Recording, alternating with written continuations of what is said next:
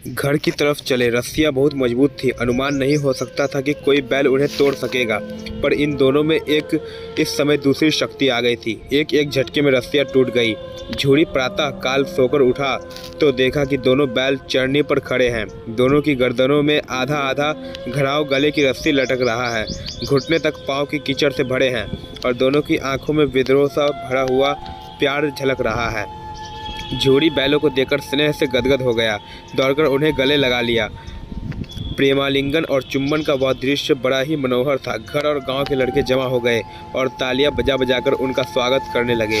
गांव के इतिहास में यह घटना अनोखी न होने पर भी महत्वपूर्ण थी।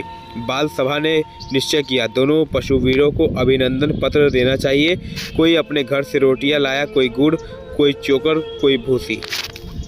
बालक ने कहा, ऐसे बैल किसी के पास न होंगे। दूसरे ने समर्थन किया, इतनी दूर से अकेले चले आए। तीसरे ने कहा, बैल नहीं हैं, वे उस जन्म के आदमी हैं। इसका विरोध करने का किसी को साहस न हुआ।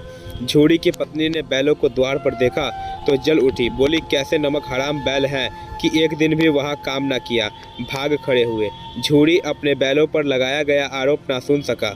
नमक हराम क्यों है? चारा दाना दिया ना होगा तो क्या करते? स्त्री ने रौब के साथ कहा, बस तुम ही तो बैलों को खिलाना जानते हो और सभी पानी पिला पिला कर रखते हैं। झूरी ने चिढ़ाया, चारा मिलता तो क्यों भागते?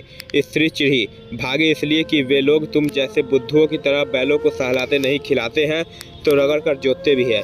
ये दोनों ठहरे कामचोर भाग निकले। अब देखो कहाँ से खली और चोकर मिलता है। सूखे भूसे के सिवा कुछ न दूंगी, चाहे चाहे खाए या मरे। वही हुआ। मजदूर को कड़ा निर्देश दिया कि बैलों को खाली सूखा भूसा दिया जाए। बैलों ने नांद में मुंह डाला तो फीका फीका, ना कोई चिकनाहट ना कोई रस। क्या खाए? आशा भरी आंखों से द्वार की ओर ताकने लगे। झूरी ने मजदूर से कहा, थोड़ी सी खली क्यों नहीं डाल देता रे? मालकिन मुझे मार ही डालेंगी, चुरा कर डाल आ। ना दादा, पीछे से तुम भी उन्हीं की सी कहोगे। दूसरे दिन झूरी का साला फिर आया और बैलों को ले चला। अब कि उसने दोनों को गाड़ी में जोता। 2-4 बार मोती ने गाड़ी को सड़क की खाई में गिराना चाहा, पर हीरा ने संभाल लिया। वह ज़्यादा सहनशील था।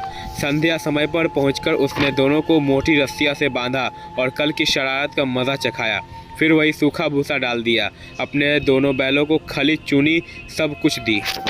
बैलों का ऐसा अपमान कभी न हुआ था। झूरी उन्हें फूल की छड़ी से भी न छूता था।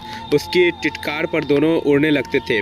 यहाँ पर मार पड़ी, आहत सम्मान की पीड़ा तो थी ही, उस पर मिला सूखा भूसा।